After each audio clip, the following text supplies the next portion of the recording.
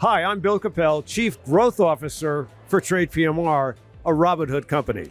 And I'm Ryan Neal, Senior Editor at TradePMR/Robinhood, and you're listening to the Synergize podcast live. We're at the JW Marriott here in Tampa. It's real hot outside, but cool in here. We're at the Synergy25 conference where we had a chance to sit down with Robinhood co-founder and CEO Vlad Tenev. So for those of you that couldn't make it to the conference this week, we're excited to share some of the conversation that he shared on stage with Rob about transforming the financial landscape. That's right, Ryan. From serving active traders to becoming a financial hub for the next generation, we'll explore Robinhood's 3-arc strategy and how innovations in tokenization and AI are likely to shape the future of wealth management. So Vlad, welcome. Thank you for having me, gentlemen. Excited to be part of the group here. Yeah. Well, it's an honor to have you with us. So I'm going to flip it over to my partner to kick off our conversation. I saw what you did with the title there. They're a Chief Growth Officer. You're already using it. I love it. Yeah. So for our viewers, this is my ultimate boss, and he just allowed me to change my title. So why not take advantage of it? Absolutely. Don't look a gift horse, as they say. Well, I guess where we could start is, I've been following Robinhood for a long time as a tech reporter, way back from like the Finovate days back in San Francisco. And I'm curious, where is the drive to move beyond DIY investors, DIY retail investing, to the advisory world and start building into the wealth management space? Where does that come from? I think that, as a creator and company builder, what drives me ultimately is figuring out new stuff. Sure. It's, I started my career as an academic. I was an aspiring mathematician, so I went to get my math PhD at UCLA. And the reason that I wanted to do that was I got into math through physics. The reason I got into physics was I cared a lot about answering the big questions. Why are we here? What happened before the Big Bang? And I think company building is another expression of creative energy. I think it's important for society. Any successful company has to solve a big problem. But I think the act of expansion and company building itself is motivated by a desire to figure things out, engage with new customers, figure out how customers can derive more value and use for my products. And I think that naturally lends itself to being a little bit more dynamic, moving, learning new things, launching new products, expanding to new businesses. I think I would just be much too bored if it was just optimizing what we already have and making it, incrementally better. Sure. I couldn't agree more. I mean, I've been in the business for a while, and it was ripe for disruption. And so when you think about the motivation that you had to start Robinhood, which was obviously you parlayed your intellectual capabilities, particularly around math and engineering, to get into, I think it was algorithmic trading. That's right. Yeah. High frequency algorithmic trading. Right. And what did you discover after you were in there and you realized the dichotomy between what you were able to do and what the general investing public was able to do? I think that when I grew up and I imagined what trading was like, I thought of Trading Places. That, sure. That Eddie Murphy, Dan Aykroyd Great movie. Great movie. Yeah, amazing movie where they were trading orange juice and pork belly futures. That's right. In Chicago on the floor. So back then, trading involved exchange of paper tickets. And a lot of shouting. And the people that would do well were like these big jock, like former football player types. Because if you're literally towering above the other people in the pit, your ticket's gonna be exchanged more readily. And I was there, so algorithmic trading really took off during and after the 2008 global financial crisis, and it was a huge disruptive force, mainly in the institutional market. I mean, entire teams and trading desks at the big banks were disrupted and I'd say eventually subsumed by technology. And if you go to the floor of the New York Stock Exchange now, you'll see the CNBC broadcast, right? Yeah. Jim Cramer is there doing Mad Money. There's relatively few people that are trading. All of the action happens in data centers across the Hudson River there. And so how I was able to parlay, as you said, my mathematics knowledge to trading, and the big surprise that I found is I thought that this was this manual thing, but by the mid 2000s, all the exchanges had APIs, and the big surprise was I could just read this API, and it's right here, the instructions for how to interface with the trading engine. And then it turned into almost a math problem. And the bet that we made was if we built the fastest system, like if we actually minimized the latency between when you could process an update to a stock quote or volume or some other market data signal, and when you could respond with a trade, if you could actually minimize that time and that latency, that was essentially you could build a big business, because that was the name of the game. And so we could kind of distill success to that one metric, which we called the tick to trade latency. And so we were able to actually turn our mathematics knowledge into a useful product. And then that ended up being useful for Robinhood as well, because that directly translated. So building low latency trading software and the type of automation that would be necessary to replace a large trading desk with software actually is the same fundamental innovation that is required to optimize and improve a giant, brick and mortar brokerage and turn it into a nice, smooth mobile app that lets you process trades at no commission. So that directly led to the zero commission revolution, which not only lowered trading costs for our clients and advisory clients, but changed that industry-wide for hundreds of millions of investors at this point. And hence the birth of the mission to democratize investing for all, right? So Yeah. you were essentially... It's even broader now. It started out like that, but now it's democratized finance for all. Finance. Yeah, actually... I don't want to lose points for that now. No, it's okay. It used to be democratize America's financial system, but we made it broader across two axes. Obviously, it's much more than investing, and we want to be the place where customers can buy, sell, or hold any financial asset or conduct any financial transaction. And we want to do that for customers everywhere, not just in the US. It should be retail everywhere, and advisors and business and institutions as well. And I understand we just started in the UK yesterday with... I know we've been there. Robinhood Legend in the UK yesterday. Legend was there.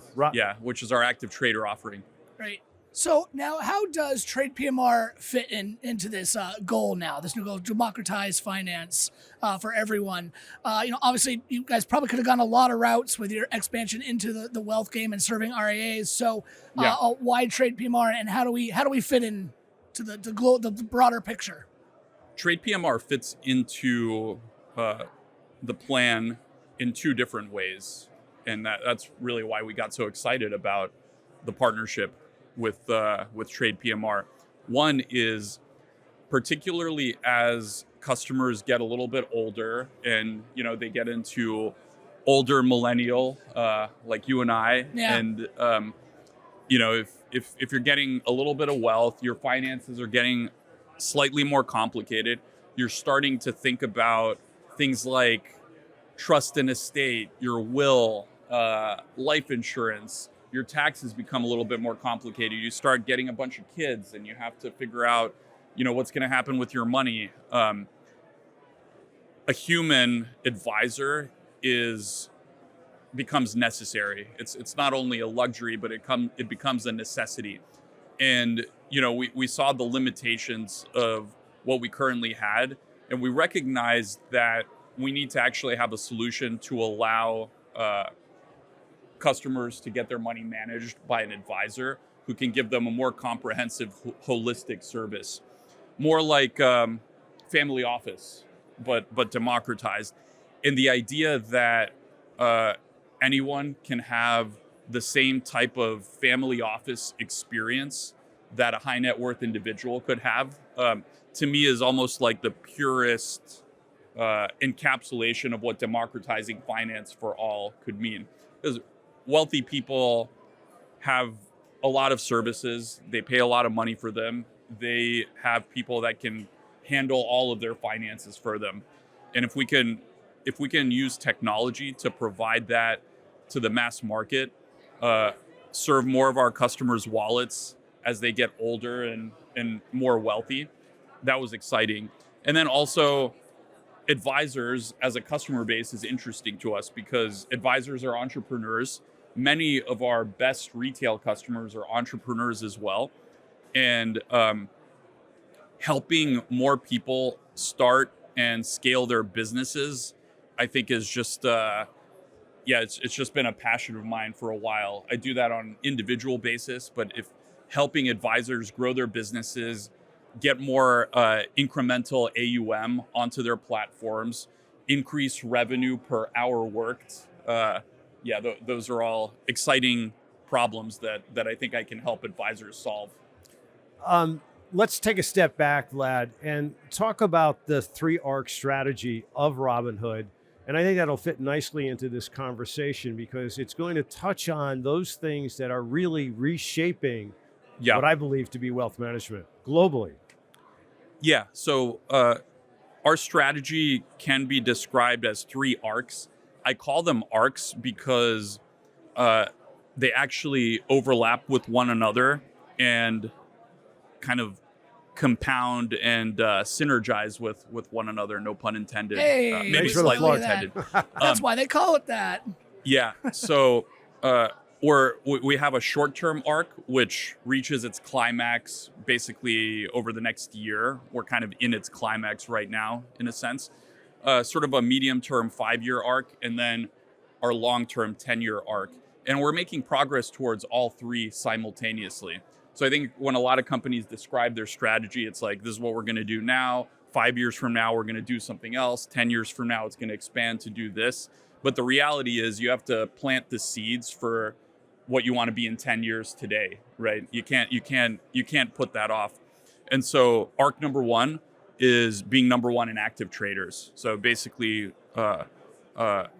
being the best platform, the platform of choice for anyone who actively trades. Arc number 2, number 1 in wallet share for the next generation. So in short, if you're a millennial or Gen Z and beyond, we want Robinhood to be the place where you can custody all of your financial assets and conduct all of your financial transactions. Arc number 3, which I think builds off of the first 2, is how do we take the technology we've built and the products we've built during the first 2 arcs and expand it from US primary to fully global, and from retail only to business and institutional. And if you notice, TradePMR fits into arc number 2 and number 3 because it helps us get more wallet share by providing advisory services to our retail investors. But it also expands the infrastructure and the offerings from being retail only offering to also serving advisors. Which is an expansion because, like I said, these are businesses, entrepreneurs. They have a lot of the same goals. I mean, if I saw in the earlier presentation that a technology entrepreneur would have. Sure. They want to make more revenue. They want to keep their employees happy, and loyal staff that is long lasting is important. And they want to be efficient and keep costs low and utilize all the existing technologies in an effort to achieve that. Yeah. So I know that you're probably just getting into it, learning advisors' business and the technology they use every day and all that stuff. But can you give where you're looking to improve the infrastructure or technology that advisors are using? Any ideas, whether it's AI, helping them with workflows or onboarding, anywhere specifically that you're excited about to get in there and improve things for advisors? Yeah. I think actually, I look at the things that Robinhood already offers to retail, and the 2 big ones are lower fees and a nice mobile interface. And I think if you look at the advisory market today, if I have my if I have an advisory relationship with an RIA that uses one of the legacy custodians, the experience of actually looking over your portfolio and managing your financial life, particularly on mobile, is very, very poor. So I think step one is actually making a delightful experience on mobile. Yeah. Where the end customer can plug into the advisor and see what's going on, have that transparency around fees and actually what's happening. And the advisor should be able to make that happen for customers, and also take advantage of mobile real estate to establish a really nice connection, both messaging and also marketing. So we showed a demo yesterday of what this could look like in its first instance. The audience was very excited, by the way. There was a buzz in the crowd. Yeah, and we wanted to make it as real as possible. So Abhishek, who's the product lead for our brokerage business and is like overseeing the product side, we had a debate over how much of the guts should we show. Like, do they really need to see all the disclosures? But yeah, we wanted to show as realistically as possible at this stage what it would look like to incorporate advisors into the retail experience. And of course, I think if people can see it, hopefully it'll get the advisors and retail more excited to and it'll increase the speed at which we make it happen. But yeah, I think a really nice mobile experience for advisory is sorely lacking, and together we can help deliver that. Well, what I think is important, and I've heard you talk about this before, Vlad, and I know our listeners will appreciate this. Obviously, Robinhood, I would say, is a technology company at its core. What you've been able to do to change the trajectory of certainly high-frequency trading for individual investors, but as you move deeper into the financial space, as you put it, begs the question of the value of the intermediary. Is the advisor going to continue to be relevant in this business as technology continues to further influence how we manage wealth, not only here in the United States, but around the world? As far as I can see, the answer is yes. And I think all of us, me certainly, grapple with these existential questions of, well, these AI models are getting smarter and smarter. Right. You know, OpenAI's O3 model is at a 130 IQ, which is in excess of the average individual. So, you know, over time, is it going to be the case that like our jobs are affected by this technology? And me too, you know, it's like, will AI be eventually more of an effective CEO than a human? So will I be replaced by some super intelligent AI that's just better at interfacing and setting goals? And that's one step from Skynet, man. I don't know. Yeah, so I think there's these existential questions of like, well, what happens if you know, AI gets so good that eventually all work is being automated? And I think that's a tough one. But what I tell you is, people have been trusting human advisors for managing their money for like thousands of years, right? And I think to some extent that explains the sort of like limited penetration of pure digital advice only offerings into the space. I mean, digital advice offerings like your wealth fronts came out over a decade ago. I mean, close to 20 years ago at this point. Right. And traditional human advisors have not only been larger, but have actually seen a tremendous growth rate as well. So there's something resilient about engaging with humans. So I think it's unlikely for that to be replaced by machine, in the same way that I think any relationship. There's talk about, will people still have girlfriends in 10 years, or will the AI fill that goal? And I'm skeptical. I think Maybe for some folks, maybe for some folks. I mean, it could help democratize it for folks that are having trouble. But I think there will always be, there will always be a need for human advisors that can help manage money. And I also think like it's likely to get more competitive. I mean, other advisors are going to use AI technologies to grow their businesses. It's an inevitability that that'll happen. And so probably competition for serving clients will intensify a little bit.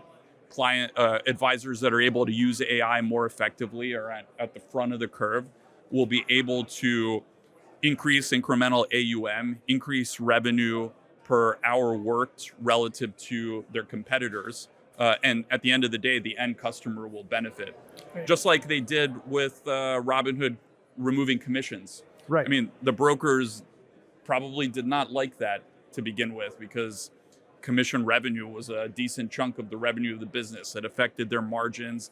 But, the client benefited, and those who are able to adapt, not just Robinhood, but, the technology forward discount brokers are bigger than ever as a result of this technology shift. Right. Well, that's good to hear. And I think that's one of the myths that we wanted to, kind of dismiss here is that this isn't in place of.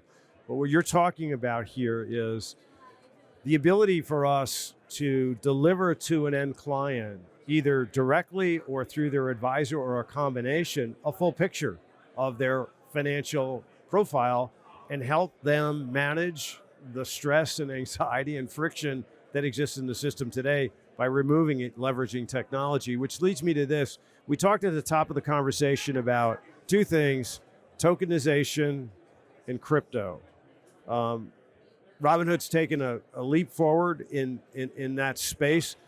Share with our listeners your view and vision for how this will play out in clients' lives, portfolios, and how we even transact down going forward. Yeah. These are frontier technologies. They're two technologies that are fundamentally reshaping financial services, and it's cryptocurrency and artificial intelligence. And basically, our job as product builders is to abstract the details from the customer. You shouldn't have to know, what AI models we're using under the hood, or whether, your money or stocks are tokenized or held in street name, or any of these details that people, I think, don't really care about.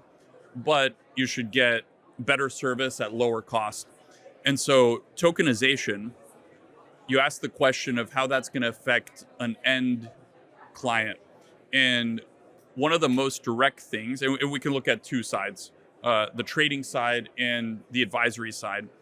I think on the advisory customer side, it'll make it so that the private assets, the alternatives, the illiquid assets actually pretty much turn liquid. So we see a world where once you put private stocks, real estate, other alternatives, perhaps private credit, on blockchains, they become tradable just like stocks. So what that means is you'll get an accurate mark-to-market price, real-time portfolio view of every asset you own, not just your stocks and bonds that trade every day, but every asset. And also, you will get access to 24/7 liquidity and fractionalization, things that are very, very hard for traditional financial services. I mean, we've done a lot of work to make 24/5 equities trading available through traditional means. That's 24 hours a day, 5 days a week. Yeah, but still not open on Saturdays, not open on holidays when a lot of things happen. And you look at blockchain technology, there's a reason why crypto assets trade 24/7 round the clock and are fractional by default. It's because they're at the technological frontier. But customers won't care that it's crypto powering it. They'll just like the fact that they'll get mark-to-market, immediate real-time pricing. They'll be able to get in and out of positions 7 days a week. and it'll just be a modern technology experience, just like using any technology native product is. You don't expect your Uber to stop working at 6 p.m. on a Saturday. That's right. Yeah. So why should your financial advisor or your broker? That's great. So it's going to effectively really reset what it is to be a custodian at a point in time where blockchain becomes more prevalent within our industry. Yeah, I think it'll fundamentally transform the custody industry for sure. Well, Vlad, I think we'd love to have you. We've probably got lots more questions we can ask you, but we're going to move to wrap it up.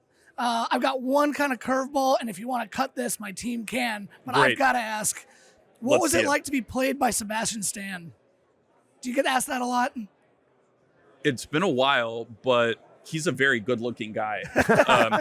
So I realized that after that movie came out, and granted, it didn't do very well. I was disappointed that it was like pulled from theaters pretty quickly after a short run. But Sebastian Stan has all of these fans, and I think it's like, yeah, I mean they like he's got the Stan's got stands, and there's like communities of people following him on social media and reposting videos, and so the movie definitely catered to those fans. I don't know if you guys have seen it, I have not, no. but a lot of it takes place in the bathroom. So the scenes with Sebastian Stan playing me are him getting out of the shower or like shaving, he's shirtless. So I'm like, man, he's like worked out and he's like making some kind of smoothie. It's always him and shirtless, essentially. That's kind of weird. So I'm like, man, really was not very reflective of how I dealt with all of these situations. I'm not like, in the bathroom calling the compliance and the regulatory folks. But, it was good. I think he got my mannerisms right, but by and large, the total account was fictional. Sure, absolutely. Entertaining anyway. Yeah. At some level. Well, Vlad, thank you very much for us taking some time to drop by and share with us. Thank you, gentlemen. Yeah, keep cranking, keep synergizing. And, we hope to get you back. I would love to be back. Good deal. And for everyone listening, we hope you enjoyed today's conversation. If you like what you heard, just take a minute to like, subscribe, share, comment, all those good things. It helps the algorithm. And follow us on social media to catch the next episode. And watch for that next episode where we'll bring you even more actionable ideas and insights to help you grow your business. And remember, the challenge is yours to capitalize on what the future offers. This special episode of the Synergize podcast was sponsored by Built for efficiency, designed for opportunity, Advizon is a transformative all-in-one platform that helps simplify advisor tech and modernizes the way you connect with clients. With a single source architecture, our unified platform is designed to bring portfolio management, reporting, billing, CRM, client portal, and more into one seamless experience. It's everything you need to help create a more personalized relationship with your clients and communicate more effectively without the chaos of disconnected tools. Discover more at advizon.com. TradePMR and Advizon are unaffiliated companies. Looking to grow your wealth management firm? Gladstone Group is a boutique investment bank that can help unlock the value you've built in your RIA. With comprehensive investment banking, talent search, and valuation services, all under one roof. With over 850 successful M&A transactions, valuations, consultations, and talent searches, we match great people with great companies and great companies with each other. So whether you're buying, selling, or building for the future, our expertise helps RIAs make informed decisions that work to maximize value. Discover why the most sophisticated firms choose Gladstone. Visit us at gstoneinc.com to start your journey. Since 1993, millions of investors have built their portfolios using tips from the Motley Fool LLC's online investment newsletters. As a sister company, Motley Fool Asset Management started with a simple question: how could we put the distinctive foolish investment approach to work for even more investors? Answer: ETFs built around the highest conviction stock picks from professional foolish analysts. These ETFs seek to outperform the market and deliver compounding returns for your client portfolios. Explore all of our foolish ETFs at fooletfs.com. Motley Fool Asset Management and TradePMR are unaffiliated companies. All third parties mentioned and TradePMR are unaffiliated companies. The third parties mentioned are available for purchase and/or subscription through Fusion. Please contact the provider for information about their terms and conditions, as well as any fees that may apply.